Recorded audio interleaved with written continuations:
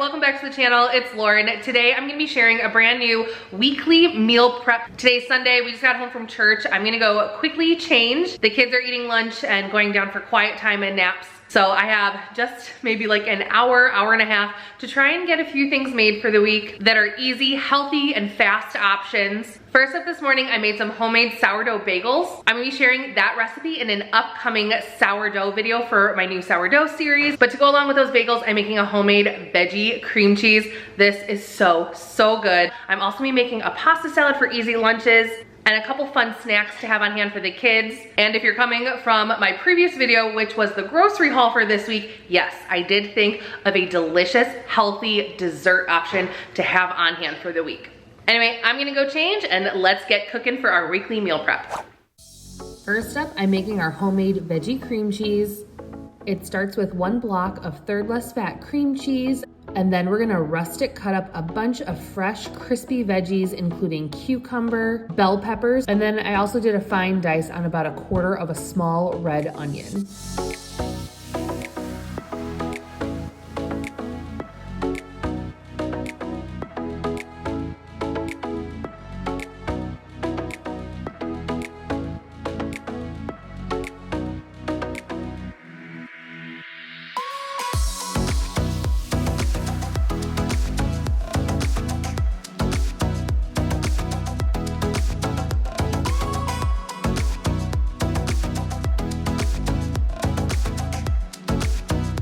We love olives in this recipe. You can use black olives or green olives or a combination of both. I gave them just a rough chop.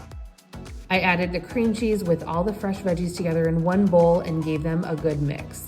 Make sure you leave your cream cheese sit out on the counter for a little while before starting this recipe. It makes it a lot easier to combine together if it's been sitting at room temperature a bit.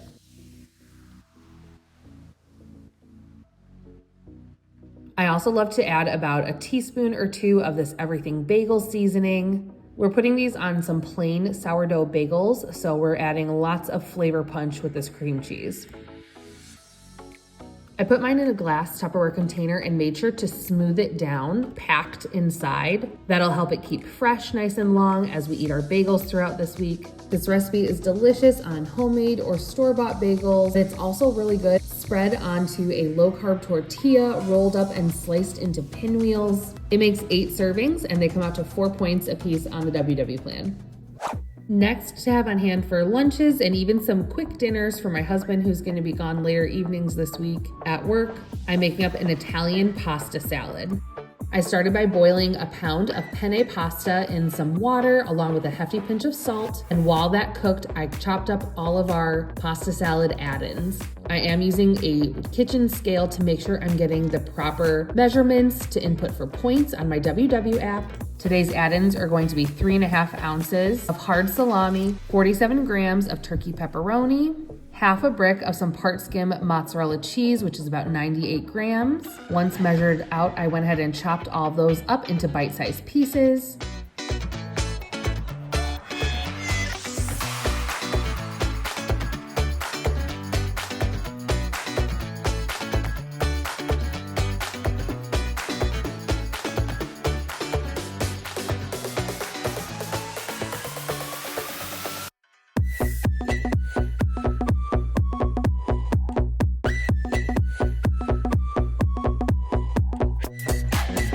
Here's the other half can of jumbo pitted black olives. I used part in our cream cheese recipe. So this is about 92 grams of olives. I gave those a rough chop just so they'd be evenly distributed throughout the pasta salad. And for the rest of the veggies, I'm dicing a green bell pepper, half of a red onion, and 1 large tomato that I've de-seeded.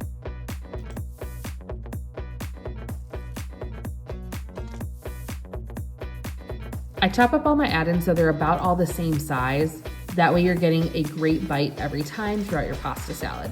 After the pasta's cooked, I drain it and I rinse it with some cold water to stop the noodles from overcooking and so they won't melt my cheese when I put all my add-ins on top.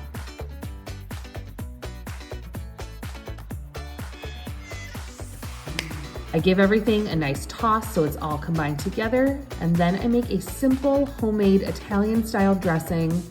with extra virgin olive oil, red wine vinegar, salt, black pepper, Italian seasoning, onion powder, garlic powder, and actually I was all out, but if I had it on hand, I'd throw in a pinch of red pepper flake as well. Vigorously whisk this up so it all comes together into a dressing. Add on top of our pasta salad, giving it a good toss to coat everything.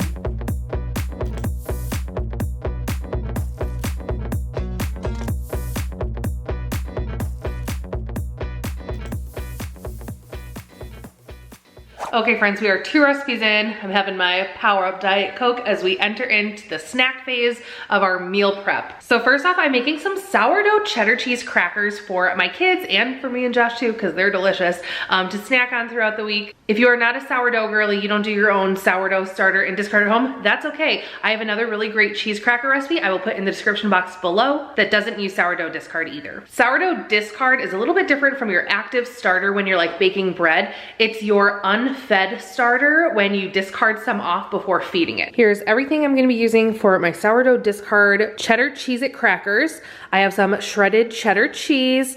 I have whole wheat flour, although you can swap this out for all-purpose flour. It's a 1-to-1 swap out if you wanna use plain all-purpose instead of whole wheat. Salt. This is my sourdough discard, so I just collect mine over a couple of feeds of my sourdough in a jar and I put it in the refrigerator, and then when I'm ready to use it all up in a recipe like crackers or pizza dough or tortillas, I just pull it right out of the fridge and it's ready to roll.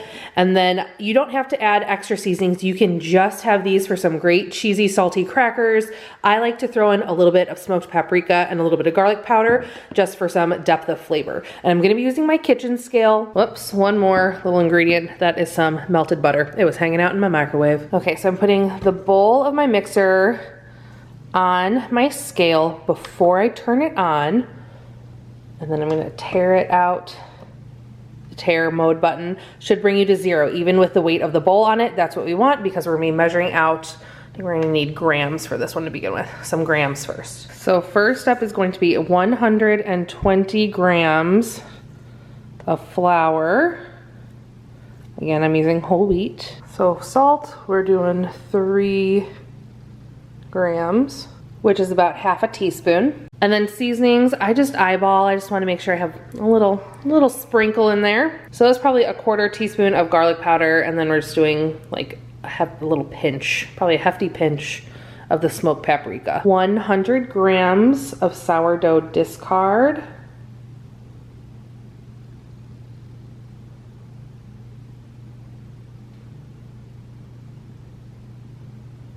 And I need 55 grams of melted butter. And it ended up being just about 4 tablespoons of butter melted total to being that 55 grams. And then 225 grams of shredded cheese. You can do cheddar cheese, you can do a mixture of Parmesan or other different kinds, but we like cheddar. Definitely was not enough cheese in that bowl. That's okay. I was just using up what I had left in shredded cheddar cheese, prepped, and we can shred up some more. So it is my favorite way to do this is using freshly shredded cheese like off the block. It just melts so much easier. When you get the pre-shredded stuff at the store, which I totally have bought before, no shame in that game. It's easy, it's convenient. It just sometimes doesn't melt as well. And this, we want the cheese to be nice and gooey and melty all throughout the crackers. So, which is fine. I needed to cut up the block I picked up at Costco the other day anyway to be used in recipes and quesadillas and stuff like that for the week with the kids. So we'll just get her shredded up and add it to the recipe. I also love this cheese shredder if you guys are looking for one. I got it on Amazon. I'll put a link in my description box. It's the Guidel one, and I've used it to shred like carrots when I made carrot cake oatmeal and stuff like that too. So nice. And all of the pieces that get dirty go in the top rack of the dishwasher. So double bonus points. Okay, so I had 70 grams in before, so I need another 155 grams. That way I'll have 225 total. This is where we take some in, take some out. There you go, 155. I could already tell like it wasn't looking like the recipe the last time I made it, and I remembered I always double this recipe. So I went back and doubled all of my ingredients. So I'll put the recipe down in the description box in case you need the measurements. But yeah, this is going to be a double recipe because my kids are gonna fly through these. Just a reminder, these don't have preservatives or anything in them, so you wanna make sure they're sealed well. I like to use like a big glass jar to seal them up. If you don't think you're gonna go through them in the next like 5 or 6 days, I would recommend freezing them, which works really well too. So sometimes when I'm baking or cooking things for the family, I just prefer to prep a double or triple batch of stuff and put it in my freezer because I'm already getting the kitchen messy, I'm already getting everything out, I'm already taking the time now. So just double it and then put a batch in the freezer to pull out for next week. I have my KitchenAid fixed with my dough hook lock, and I'm just gonna start this on slow and let everything kind of come together into one kind of dough ball. Once it gets to this stage, it's kind of in big clumps and pretty wet. I'm just gonna use my hands probably to get it the rest of the way together. There we go. I'm going to go ahead, this is all of my dough right now. I'm just gonna wrap it because this uses cheese. It doesn't like to be out in too warm of temperature for too long. It'll get messy as I roll it out. So I'm gonna wrap it in plastic wrap and pop it in the refrigerator for like 15 minutes, and then I'll come back and start rolling it out. So with this being a double recipe, now that the dough is well rested and I've taken it out of the refrigerator to start rolling it thin, I'm gonna work in portions. So this is about 1/3 of the dough. I'm gonna use my hands to warm it up just slightly and then a rolling pin to roll it as thin as I can possibly get it. Our goal is to be less than 1/8 of an inch thick. I've even heard of some people using a pasta sheeter to do this and make it as thin as possible. That's gonna give you the crispiest crackers. Once they're rolled thin, I just used a pizza cutter to trim off the extra edges and then slice them into little squares. And then you can use a fork or a chopstick. I'm using the end of a skewer just to poke one hole down the center of each cracker. I spread them out a little bit, and then I place them in the oven at 350 degrees for about 15 minutes until the sides are nice and browned and the crackers look crispy. It's 4 points for a 32-gram serving of these crackers on the WW plan. Is that good? Snack for the whole fam. Peanut butter and chocolate, yes please.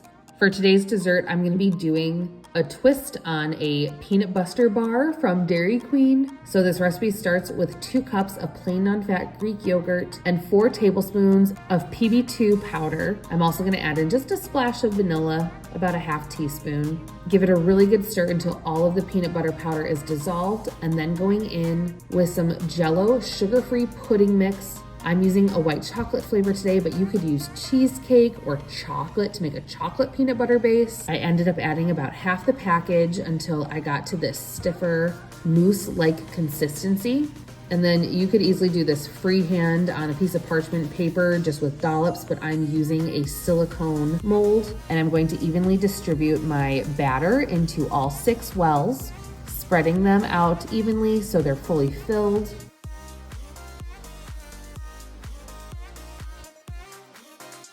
Then it's topping time.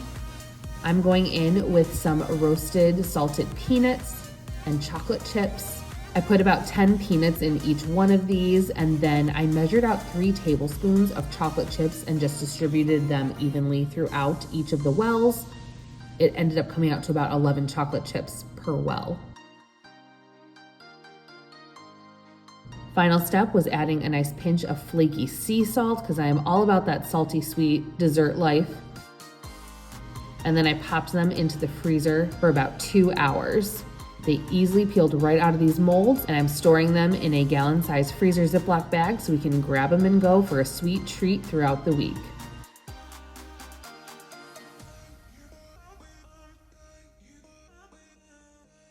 Well, the meal preps are done. The kitchen and sink are even clean. I guess I'm officially ready to call it a night. I'm glad I got ahead on my week. It can be a lot, but if you come prepared with groceries and a plan, it only takes a couple hours to make sure you're getting ahead for your week. It's only Sunday and I already have some options prepped for breakfast, lunches, dinners, snacks, and dessert, which will hopefully make things a little bit easier this week and staying on plan with WW. It's also nice because I have my points pre-planned out. I already know some options, including their points for the week while following WW, so I can kind of puzzle piece my day together when I know what I'm having ahead of time. Anyway, thanks so much for following along today's meal prep video. Let me know what's on your menu this week. Please hit the like button if you enjoyed today's video, subscribe so you don't miss out on my next one, and until then, bye.